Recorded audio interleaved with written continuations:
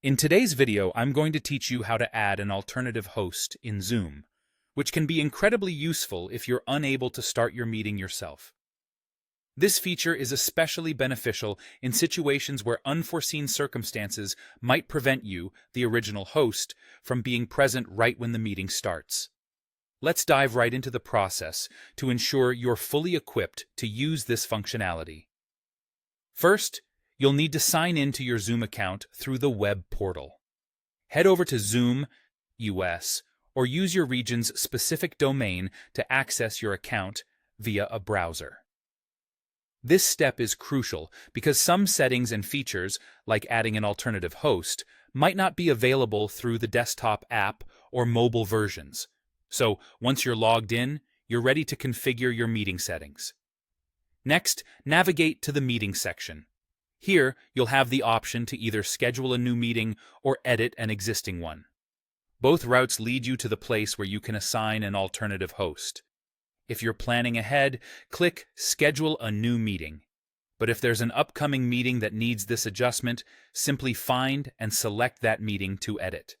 Now, as you fill out your meeting details, scroll to find the section labeled Advanced Options or just Options. This is where the magic happens. It might be easy to overlook this, so be sure to scroll all the way down to locate it. In this section, you'll find a field called Alternative Hosts, or sometimes Alternate Hosts. Here, you'll input the email address of the person you want to designate as your alternative host. Double-check that email for accuracy to avoid any mishaps. Once you've entered their email, proceed by hitting Save. If you're editing a meeting, the button might say Schedule or Update instead, but rest assured, pressing it will apply all your changes. With that final click, you've officially set someone else to start the meeting in your place if needed. Upon completion, the designated individual will receive an email notification from Zoom.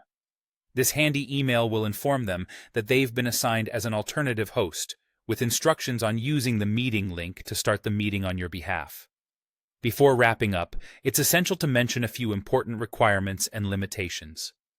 The person you assign as an alternative host must have a licensed Zoom account. Furthermore, both you and your alternative host need to be part of the same Zoom account or organization, as these criteria are necessary for the feature to function correctly. Keeping these conditions in mind will help ensure a smooth experience.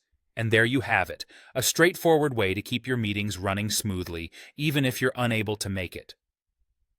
Thanks for tuning in, and be sure to explore more features to make the most out of your Zoom experience.